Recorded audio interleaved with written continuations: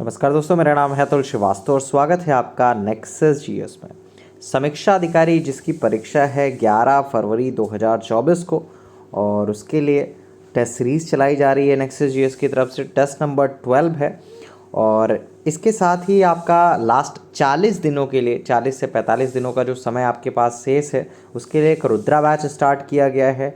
बहुत लिमिटेड इसमें कंटेंट दिया जाएगा, लेकिन जो सॉलिड कंटेंट होगा, जो आपका लास्ट 40 दिनों के लिए बहुत ज़्यादा महत्वपूर्ण कंटेंट है, वो सारा का सारा इसमें प्रोवाइड किया जाएगा। चाहे वो इन्वायरमेंट हो, चाहे वो यूपी स्पेशल हो, चाहे वो आपका करंट अफेयर्स हो, चाहे वो आपका नेक्सस जीएस स्पेशल हो, ये सारा का सारा कंटेंट जो है इसी बैच में कवर अप कराया जाएगा। इस बैच की सारी डिटेल्स इस वीडियो के डिस्क्रिप्शन बॉक्स में डाल दी जाएगी। चलिए शुरुआत कर देते हैं टेस्ट की। तो सबसे पहले क्वेश्चन के बारे में बात कर लेते हैं। मिलान करने से रिलेटेड है वैदिक नदियाँ और आधुनिक नाव। कुभा के बारे में बात करें तो इसका जो नया नाम है वो काबुल है, और परशुनी के बारे में बात करें तो रावी है, सदानीरा के बारे में बात करें तो गंडक है, सुतुद्री या शतुद्री के बारे में बात करें तो सतलज है। तो आपका जो पहला क्वेश्चन था उसका क्या मिलान किया आपने? कुभा का आपने मिलाया काबुल से, परशुनी का रावी से, सदानीरा का गंडक से, सुतुद्री या शतुद्री का आपका मिलाया सतलज से। इसमें क्या सही हो जाएगा? बी उत्तर जो है वो आपका सही हो जाएगा। नेक्स्ट है, सर्वप्रथम स्तूप शब्द कहाँ से मिलता है? तो सर्वप्रथम स्तूप शब्द का जो वर्णन है ऋग्वेद में प्राप्त होता है। इसके अतिरिक्त अथर्ववेद, वाजसनेयी संहिता, तैत्तिरीय ब्राह्मण संहिता, पंचविश ब्राह्मण आदि ग्रंथों से स्तूप के संबंध में जानकारी मिलती है। स्तूप का जो शाब्दिक अर्थ होता है कि वो किसी वस्तु का ढेर होता है।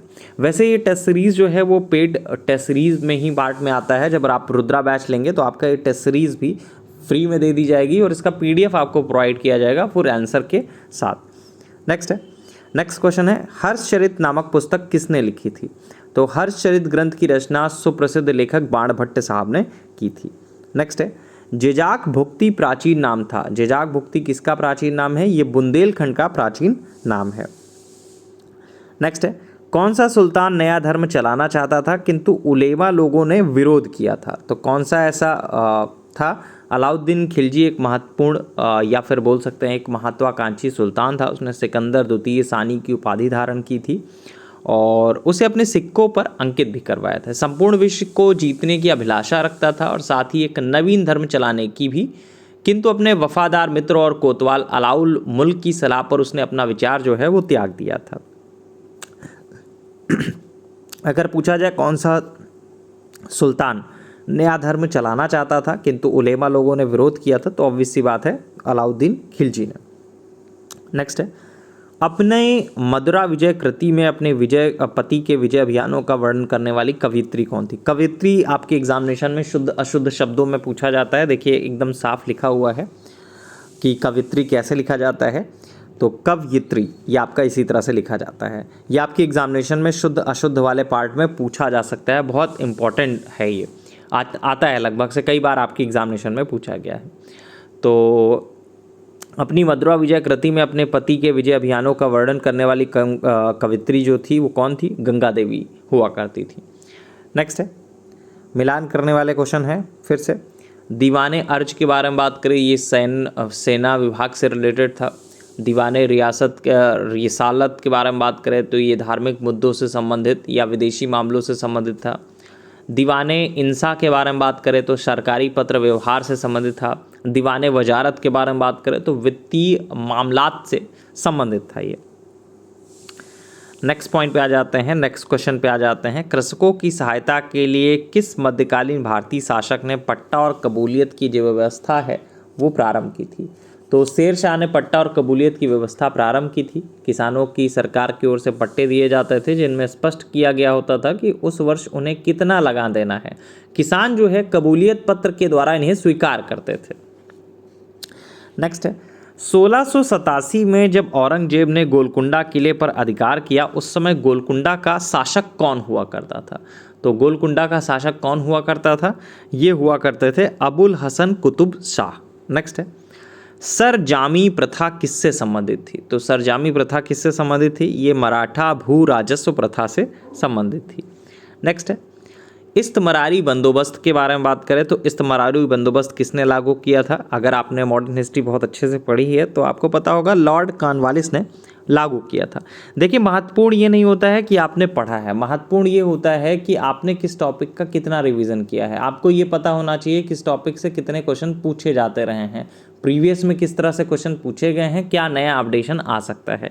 तो इन्हीं सारी चीज़ों का मिक्सचर जो है वो रुद्रा बैच में आपको कवर कराया जा रहा है और इसकी फ़ीस बहुत नॉर्मल रखी गई है, सिर्फ 1200 रुपये है स्टार्टिंग के 200 बच्चों के लिए। उसके बाद जो फीस है वो आपका इंक्रीज़ करके 1500 कर दी जाएगी और ऑलमोस्ट आपका 2 दिन के अंदर ये हो जाता है पूरा का पूरा। नेक्स्ट है, और ये बैच जो है जैसे ही आप पेमेंट करेंगे आपको बैच में जोड़ दिया जाएगा और जितनी भी चीज़ें आपको तुरंत मिलने वाली हैं वो सारी की सारी तुरंत मिल जाएंगी। जैसे मंथली करंट ऑडियो आपको तुरंत मिल जाएगा, कुछ टेस्ट सीरीज़ आपको तुरंत मिल जाएंगी, इसके अलावा पॉपुलेशन का वीडियो आपको ऑडियो आपको तुरंत ही मिल जाएगा। ठीक है, हिंदी की 6 टॉपिक का जो PDF है वो आपको तुरंत मिल जाएगा, तो ये आप तुरंत तैयार कर सकते हैं। नेक्स्ट है, हंटर कमीशन की रिपोर्ट में विकास पर जोर दिया गया था। किसकी विकास पर जोर दिया गया था? तो किसके विकास पर जोर दिया गया था? प्राथमिक शिक्षा के। नेक्स्ट है, निम्नलिखित में किसने 1872 में नेटिव मैरिज एक्ट को पारित कराने में एक महत्वपूर्ण भूमिका निभाई थी? तो किसने निभाई थी? ये आपका केशव चंद्र सेन ने निभाई थी। नेक्स्ट है, भारतीय राष्ट्रीय कांग्रेस के निम्नलिखित अधिवेशनों में किसकी अध्यक्षता सी विजय राघव चेरियार ने की थी? अगर इसके बारे में बात करें तो सी विजय राघव चेरियार ने भारतीय राष्ट्रीय कांग्रेस के नागपुर अधिवेशन 1920 की अध्यक्षता की थी। और वहीं पे अगर लखनऊ अधिवेशन के बारे में बात करें तो इसकी अध्यक्षता अंबिका चरण मजूमदार ने की थी, जबकि गया अधिवेशन जो हुआ था 1922 में उसकी अध्यक्षता की थी चितरंजन दास ने। नागपुर अधिवेशन 1920 में ही सदस्यता शुल्क 4 आना था ताकि गरीब से गरीब व्यक्ति भी कांग्रेस से जुड़ सके। अच्छा, एक क्वेश्चन है आप लोगों से, इस टेस्ट सीरीज में नहीं, अलग से मैं पूछ रहा हूँ, 1924 का जो भारतीय राष्ट्रीय कांग्रेस का अधिवेशन था उसकी अध्यक्षता किसने की थी? बहुत महत्वपूर्ण है और होपफुली आपके 11 फरवरी 2024 के एग्जामिनेशन में पूछा भी जाएगा। नेक्स्ट है, ये कमेंट बॉक्स में आपको बताना है कि किसने अध्यक्षता की थी। भारतीय राष्ट्रीय कांग्रेस के 1924 के कांग्रेस अधिवेशन की अध्यक्षता किसने की थी? अब नेक्स्ट क्वेश्चन पे आ जाते हैं। क्या कहता है? सुमेलित करने से रिलेटेड है आपका ये क्वेश्चन। और दिल्ली षड्यंत्र केस अमीर चंद्र, काकोरी षड्यंत्र केस अशफाक उल्ला, लाहौर षड्यंत्र केस जतिन दास, नासिक षड्यंत्र केस रास बिहारी बोस। तो मिलान करने वाले क्वेश्चन, इस तरह के क्वेश्चन आपके एग्जामिनेशन में पूछे भी जाते हैं। तो इसमें आपका जो सही उत्तर होगा वो कौन सा होगा? नासिक षड्यंत्र केस रास बिहारी बोस। नेक्स्ट है, कौन सी महत्वपूर्ण घटना जलियांवाला बाग नरसंहार के तुरंत पूर्व घटी थी? तो जलियांवाला बाग नरसंहार हुआ कब था, ये ही आपको पता होना चाहिए पहले तो। रोलेक्ट एक्ट मार्च 1919 में लागू किया था, जिसके विरुद्ध गांधी जी ने 6 अप्रैल 1919 को देशव्यापी हड़ताल का आयोजन कराया था। जलियांवाला बाग हत्याकांड जो हुआ था वो 13 अप्रैल 1919 को शांतिपूर्ण जनसभा में जनरल डायर ने नरसंहार कराया था। असहयोग आंदोलन वर्ष 1920, सांप्रदायिक अवार्ड वर्ष 1932 तथा साइमन कमीशन का भारत आना वर्ष 1928 की घटनाएं हैं। नेक्स्ट है, निम्नलिखित घटनाओं को उनके सही कालक्रम में प्रस्तुत कीजिए। तो सबसे पहले तो लखनऊ समझौता हुआ था 1916 में। फिर अगर हम लोग बात करें तो गांधी इरविन समझौता हुआ था, ये हुआ था 5 मार्च 1931 को। फिर आया था पूना समझौता, ये 24 सितंबर 1932 को आया था। कैबिनेट मिशन का भारत आगमन मार्च 1946 में आया था। नेक्स्ट क्वेश्चन पे आ जाते हैं, अगले प्रश्न पर आ जाते हैं। अभी तक आपसे सिर्फ एक प्रश्न पूछा गया है जो आपको कमेंट बॉक्स में बताना है कि 1924 में भारतीय राष्ट्रीय कांग्रेस की अध्यक्षता किसने की थी। नेक्स्ट है, 1935 के अधिनियम द्वारा स्थापित संघ में अवशेष शक्तियां किसको दी गई थी? तो अवशेष शक्तियां किसको दी गई थी? अवशिष्ट शक्तियां जो है गवर्नर जनरल को प्राप्त थी। सी ऑप्शन सही होगा। भारतीय संविधान सभा की प्रारूप समिति के अध्यक्ष कौन थे? डॉक्टर भीमराव अंबेडकर साहब थे। बहुत ही पेट क्वेश्चन है। अच्छा, ये भी बताइएगा, प्रारूप समिति या पांडुलेखन समिति या ड्राफ्टिंग कमेटी में सदस्य की संख्या कितनी थी? डॉक्टर भीमराव अंबेडकर के अलावा सदस्यों की संख्या कितनी थी? ये आपको कमेंट बॉक्स में बताना है। नेक्स्ट है, शिक्षा जो प्रारंभ में राज्य सूची का विषय था उसे समवर्ती सूची में स्थानांतरित किया गया था किस आर्टिकल के द्वारा? तो 42वें संविधान संशोधन अधिनियम 1976 की धारा 57 के द्वारा शिक्षा जो प्रारंभ में राज्य सूची का विषय था उसे समवर्ती सूची में स्थानांतरित कर दिया गया था। भारत ने समवर्ती सूची की संकल्पना जो है कहाँ से ली है? ऑस्ट्रेलिया के संविधान से ली है। देखिए, एक ही प्रश्न से आपका कई तरह के प्रश्न पूछे जा रहे हैं, ठीक है। अगर इसके डिस्क्रिप्शन बॉक्स में आप जाते हैं या फिर डिटेल से हम लोग इसके बारे में डिस्कस करते हैं तो यहाँ पे बहुत सारी चीज़ें मिल जाती हैं। जैसे 42वें संविधान संशोधन को मिनी कॉन्स्टिट्यूशन कहा जाता है। समवर्ती सूची की संकल्पना को कहाँ से लिया गया है? तो ऑस्ट्रेलिया के संविधान से लिया गया है। इस टाइप के आपके क्वेश्चन जो है वो निकल कर आ जाते हैं। यही तरीका होता है अगर आपको एग्जामिनेशन क्रैक करना है तो आप जो प्रश्न सामने हैं उसके अलावा क्या क्या पूछा जा सकता है उसके बारे में भी हम लोग पढ़ेंगे। भारतीय संविधान की प्रस्तावना में पंथनिरपेक्ष शब्द कब जोड़ा गया था? तो 42वें संविधान संशोधन 1976 के द्वारा प्रस्तावना में समाजवादी, पंथनिरपेक्ष और अखंडता शब्द जोड़े गए थे। 42वें संविधान संशोधन को मिनी कॉन्स्टिट्यूशन कहा जाता है। नेक्स्ट पॉइंट पे आ जाते हैं। कथनों पर विचार करना है। भारत की संविधान सभा ने राष्ट्रीय ध्वज का जो प्रारूप है 22 जुलाई 1947 को अपनाया था। तो भारत की संविधान सभा ने अपने चौथे अधिवेशन में 22 जुलाई 1947 को भारत का राष्ट्रीय ध्वज स्वीकार किया था।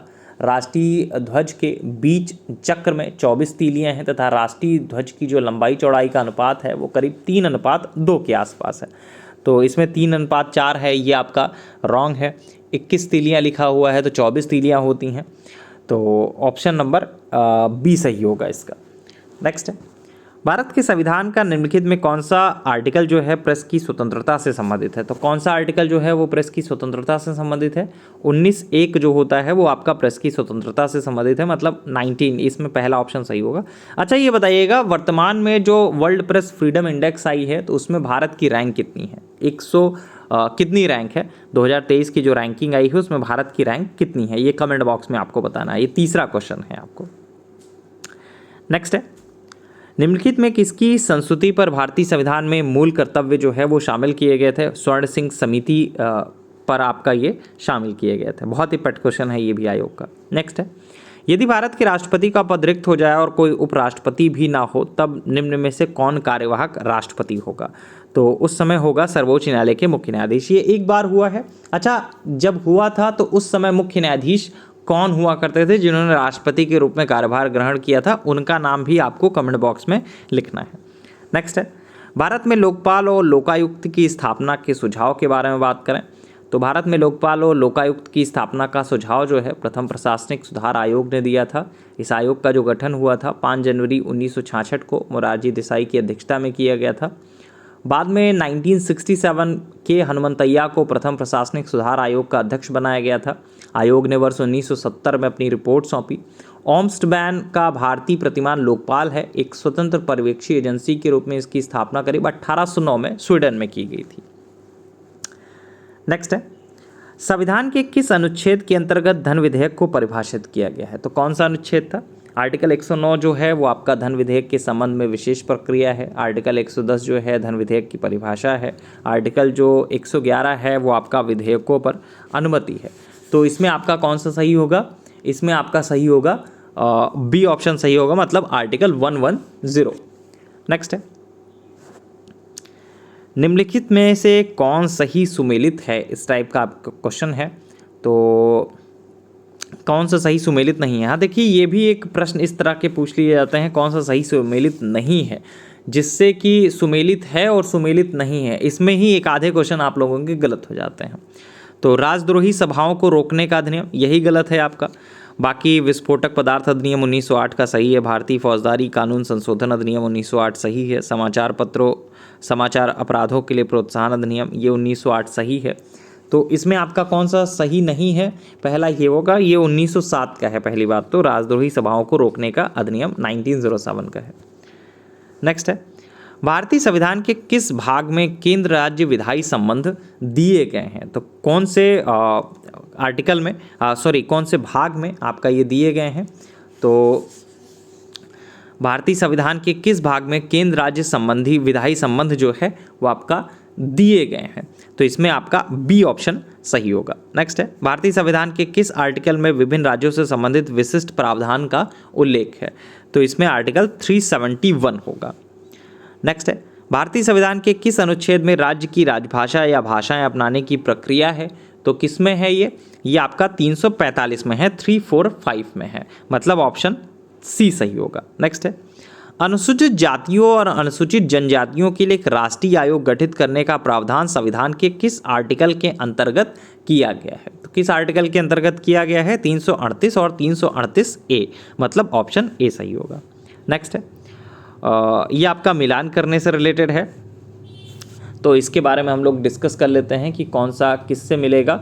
स्टेथोस्कोप की सहायता से हृदय की धड़कन सुनते हैं, स्फिग्नोमीटर से रक्तचाप मतलब ब्लड प्रेशर मापते हैं, कैरोटोमीटर की सहायता से सोना की शुद्धता का पता लगाया जाता है, लक्स मीटर के बारे में बात करें तो इसका उपयोग जो प्रकाश की तीव्रता मापन के लिए किया जाता है। जिसने भी नेक्सस जीएस की क्लास ली है, इनमें से एक भी प्रश्न जो होगा वो आपका गलत नहीं हो सकता है। हर एक पॉइंट के बारे में डिटेल से हम लोगों ने डिस्कस किया है। बाकी टेस्ट सीरीज भी आपको प्रोवाइड की जाती है जिससे कि आप ज़्यादा से ज़्यादा उसकी प्रैक्टिस कर सकें। तो 3 4 2 1 ये आपका सी ऑप्शन सही होगा।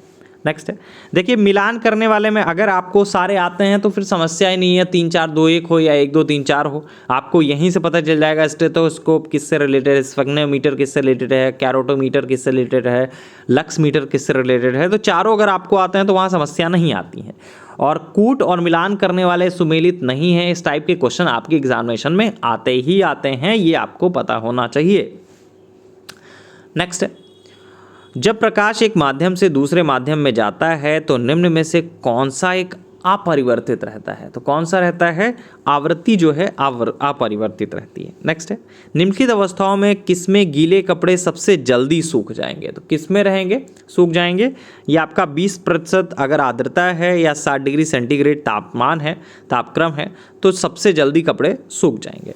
तो ये रहा आपका जो टेस्ट नंबर 12 था, उसके बारे में डिटेल्स, समीक्षा अधिकारी का टेस्ट नंबर 12, और इसका जो पीडीएफ है वो आपका नेक्सस जीएस के टेलीग्राम चैनल पर अपलोड कर दी गई है, आप वहां से भी देख सकते हैं। बाकी जो सोल्यूशन है वो क्लास में आपको बताया ही गया है, हर एक पॉइंट का सोल्यूशन डिटेल वाइज बताया गया जिससे एक पॉइंट से रिलेटेड कई तरह के प्रश्न जो है वो सॉल्व हो जाए। बाकी अगर आपको हमारा नया बैच ज्वाइन करना है तो इस वीडियो के डिस्क्रिप्शन बॉक्स में आपको इस बैच की सारी डिटेल्स दी गई हैं। स्टार्टिंग के 200 बच्चों के लिए फीस सिर्फ 1200 रुपये रखी गई है, सिर्फ 1200 रुपये रखी गई है। सिर्फ 40 दिन जो आपके पास बचे हैं उसका फुल यूटिलाइजेशन कराया जाएगा, जितनी हो सकेगी प्रैक्टिस कराई जाएगी, जिससे कि आपको मैक्सिमम बेनिफिट इस एग्जामिनेशन का या अपने रिजल्ट का मिल सके। Thank you so much.